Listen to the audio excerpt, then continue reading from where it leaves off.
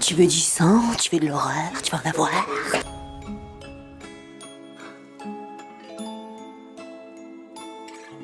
Maria Mortocas.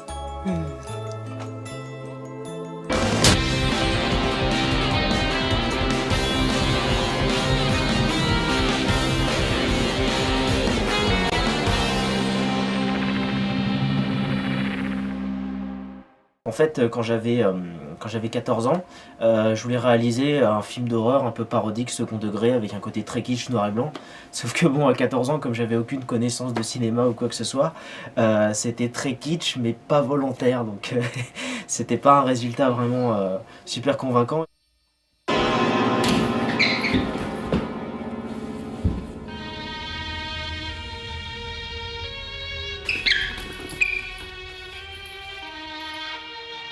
Le second degré était plus pas maîtrisé, on va dire, voilà. Et donc du coup, maintenant que voilà, je suis arrivé en école de ciné, j'ai eu l'idée, je me suis dit tiens, mais j'ai ce film-là que j'ai fait quand j'étais petit, le scénario était marrant, bon je le maîtrisais très mal à l'époque, mais pourquoi je le ferais pas maintenant avec un côté plus essayer de plus maîtriser le second degré, de plus renforcer le côté bourrin.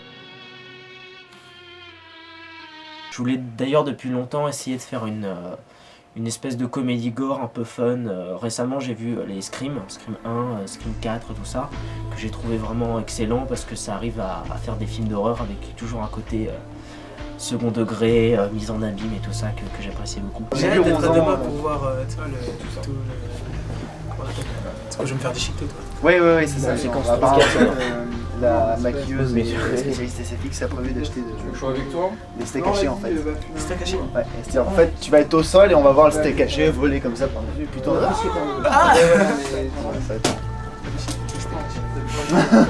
Je voulais dans ce film faire une métaphore de l'amour qui dévore en fait. Voilà, Camille c'est un petit peu l'amour qui dévore Jack et ses amis, l'amour qu'il porte à cette fille qui est Maria et qui finissent par les détruire et que malgré quoi qu'ils fassent pour essayer de lutter, à la fin l'amour se multiplie de plus en plus, donc toutes les Camilles à la fin quoi.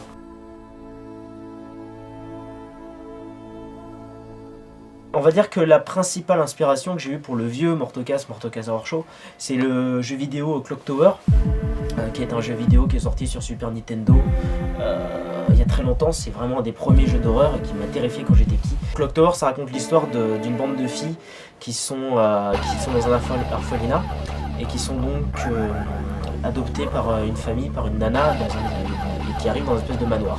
Dans ce manoir, l'héroïne principale qui s'appelle Jennifer se fait courser par un monstre avec des ciseaux géants comme ça qui la course partout.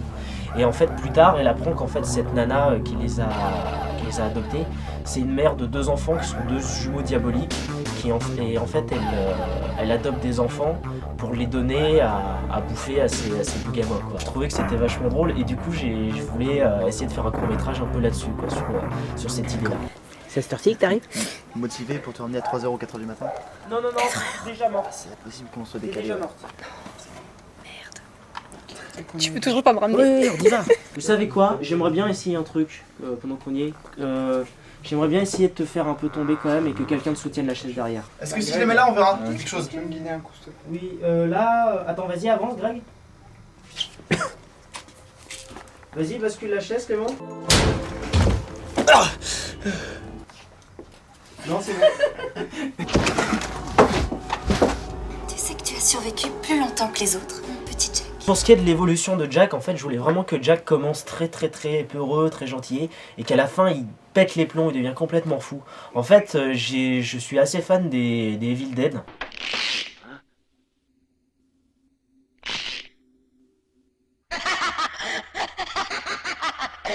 Ce que j'aime beaucoup dans les films de Sam Raimi, c'est qu'il a tendance à réussir à pousser ses personnages à bout. C'est toujours des personnages qui sont très propres sur eux, très classe, et à la fin qui deviennent complètement fous, super énervés. Et je trouvais ça juste génial, super fascinant, super drôle. Et je voulais vraiment que Jack ait cette évolution-là, qui commence super propre sur lui, très classe, et que petit à petit, il y ait une espèce de descente en enfer dans sa personnalité, et qu'à la fin il devienne une espèce de justifié badass qui dit « J'en ai marre maintenant !» Pour faire Jack, en fait, je me suis vraiment inspiré de mon expérience. Moi, en fait, Jack, c'est vachement tiré de moi. Et il y avait une période de ma vie où j'étais vachement faiblard. surtout vis-à-vis des choses de l'amour et tout ça. Et il y a eu un moment où j'étais très en colère, j'en ai eu très marre et j'ai voulu faire de Jack ce qu'on vit un peu tous à l'adolescence par rapport à l'amour, c'est qu'au départ on sait pas trop comment réagir par rapport à ça, puis il y a un moment où on devient dur par rapport à ça et on mûrit et on arrive à l'affronter quoi. Mais donc tu vois, je peux me tremper les cheveux plus facilement sous un lavabo que moi des balances de boule. Non, je peux pas t'en mettre beaucoup.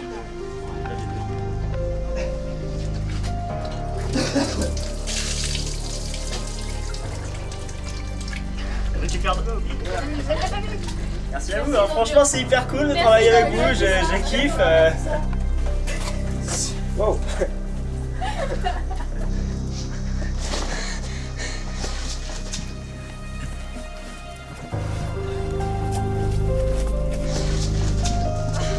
Coupé.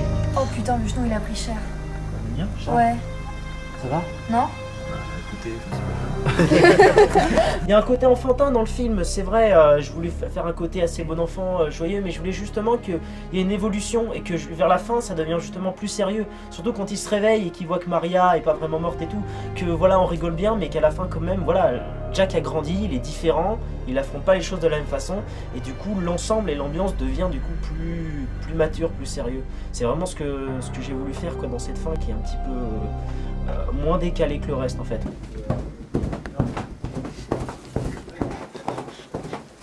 T'es content des effets spéciaux de ton film? Ouais, c'est du haut niveau. Ça va pas trop dire? Derrière le canapé, tu mets la... Si je fais, c'est le Ouais. montage, ça pourrait prendre. J'ai toujours été très fan en fait des maisons hantées, des choses comme ça. Mon attraction préférée à Disney, c'est le manoir hanté, le Phantom Manor et tout ça. Et avec tous ces côtés très tatatin, avec les éclairs et tout ça, genre les vieux films en noir et blanc quoi. Je trouvais que le noir et blanc fonctionne vraiment bien avec ce type d'ambiance quoi, de vieilles maisons un peu... on sait pas trop ce qui se passe, on sait pas trop ce qu'il y a et tout ça, des toiles d'araignée et tout ça, avec des grosses ombres et tout ça, qui a un côté très film fantastique, un peu old school. C'est surtout le côté old school que je voulais faire, que je voulais mettre en avant. Le problème des lumières là, comme ça, c'est qu'on perd toutes les ombres marquées. Tu vois ce que je veux dire? Et je trouve dommage. Ça se refabriquait. C'est éclairer des éléments du décor et puis les ombres qui seraient les porter tout seul. Non. Ouais, mais je trouve ça un côté moins sympa, honnêtement. Toi t'es vénère un petit peu comme ça, et toi tu arrives de là, et t'arrives vers eux. Max, Richard... si je fais des allers-retours comme ça. Ouais, vas-y, fais un peu ça, ouais. Voilà. Max! Richard! Non, attends, il faut pas que tu fasses ta gueule, on avait dit que tu regardais un petit peu le plafond. C'est cool ici. Moi aussi j'ai été invité au fait. Enfin voilà quoi. Moi je dis ça... T'as bien mangé? On va faire une méca, on va voir ce qui est... Moi, ce qui m'importe... Du sang, de là, la dans farine, ces du jeux, café, face à la caméra, tout ça. C'est meilleur que du Nutella? c'est magique. Quand j'ai fait le vieux Mortocast Horror Show, il y avait The Grudge qui venait de sortir au cinéma. Et il y avait l'affiche qui était absolument partout dans le métro RER. En fait, cette affiche me faisait super peur quand j'étais petit. Elle me mortifiait et je voyais cette fille aux longs cheveux avec un œil noir qui sortait. Je trouvais que ça pouvait en plus, d'autant plus donner un personnage un peu bestial qui vit un peu reclus avec des poils qui lui poussent partout et tout ça, qui est jamais coiffé, jamais lavé, les cheveux jamais coupés, un peu crade, dégueulasse. Tu veux le menace? Oh oui, je veux le menace. Oui. Va chercher.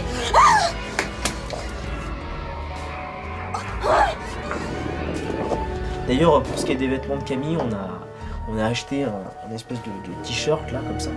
Et on a fait toute une séance pour le saloper, on a mis de la terre, de la boue, du sang et tout ça, on a pris des coups de ciseaux pour que ça fasse vraiment... Elle a un habit, mais elle l'a auto-déchiqueté complètement, j'aime bien ce côté un peu... la bête humaine quoi.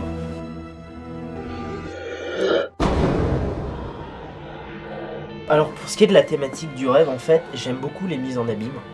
Je l'avais déjà utilisé donc dans Eyes of Machina, les rêves dans les rêves, des rêves. Et la chose que j'ai toujours voulu faire, c'est de perdre un petit peu mon spectateur. Il y a un réalisateur que j'aime beaucoup, un réalisateur fantastique, Dario Argento, qui était très connu pour une période, beaucoup moins maintenant parce qu'il fait des films un peu moins bien, mais voilà, il faisait des films d'horreur fantastiques, mais il les utilisait pour une raison, il y avait vraiment une pensée derrière, une métaphore, et il y avait aussi ce côté un peu rêve, onirique, bizarre, on sait pas trop ce qui est vrai, on sait pas trop ce qui est faux. Et moi je trouve ça juste génial parce que ça permet d'avoir plusieurs lectures à l'œuvre. C'est toute la séquence 2 qu'on fait. Alors il faudrait peut-être pas que Ambiance retourne tout de suite. Que t'es un instant, tu pousses la porte. Ah oui, d'accord. Il faut. Tu vois, c'est super. Voilà. Comme ça, et après on t'ouvre un petit peu en fait. Donc la porte elle s'ouvre, et moi peut-être que je remarque pas d'abord que la porte elle Ouais, s'ouvre. voilà, c'est ça. Et c'est le. Voilà, c'est ça.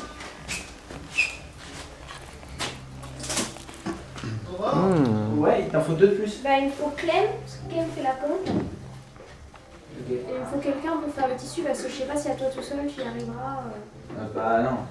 Il va falloir pendant la prise que tu m'aides à tenir le drain et le drain va servir à balancer la viande hachée. Donc en fait, on brûle le Faites bras. des essais. Ah, d'accord, ok, génial. Je crois que je me fais engueuler par toi surtout. Par toi aussi, remarque. Vive les mariés! Qu'on planifie, Aurore va nous dire à tous notre tâche précisément. C'est one shot. Hein. Parce que voilà quoi, on n'a pas droit Non mais pour le drap, il faut faire des essais au cadre. Voilà. Pour le drap, il faut faire les essais d'abord au cadre parce qu'il faut pas Et se après on fait la totale. Soulève encore le rideau là-bas. Ah, ça se voit pas trop. Ça se voit pas. C'est bon, allez. Allez, moteur.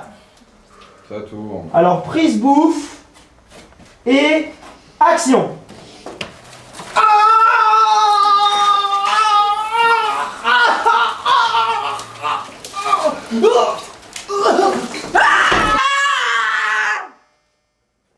Action.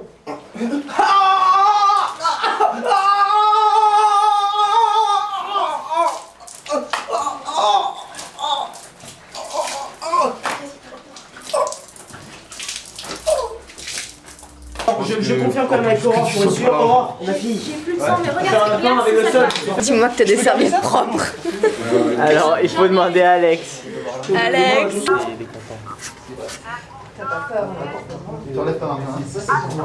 Alex, t'inquiète pas, on va nettoyer. Parce que Là, ça lance.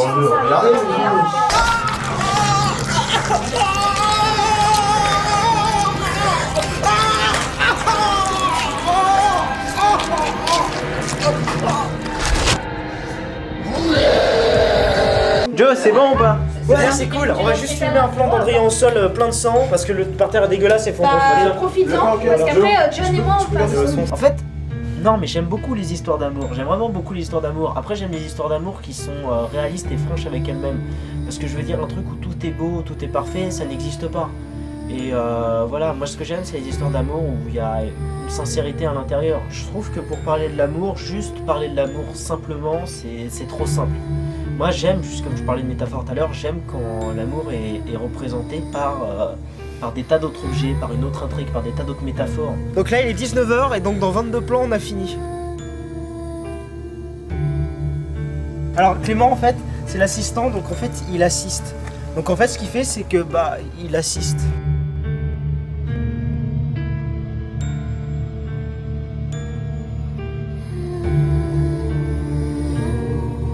Essaye de l'avoir plus par là. Bien sûr, je vais me balader comme d'hab. J'aime bien en fait, comme ça, tout fou, où on voit rien. Essaye de le manger dans un coin où la caméra le voit pas, genre dans le coin derrière en fait. Ok. Et alors je rajouterai des bruitages. Ouais, c'est bon, d'accord. Et pense que toi tu te fais bouffer le coup. Hein, Avec ce film, j'ai vraiment voulu essayer de faire plaisir à moi, enfant, qui avait plein d'ambitions et qui savait pas du tout comment les mettre en avant, comment les réaliser, comment les faire. Et alors je dis pas du tout que je suis quelqu'un qui fait des grandes choses ou qui fait même des choses bien. Je juge pas du tout mon travail, c'est très prétentieux de faire ça, mais en tout cas j'ai vraiment voulu me donner cette espèce de challenge de réussir à contenter mon moi de 14 ans. Et je pense qu'il ira assez content, je pense. Alors Jack, tu veux jouer avec moi ?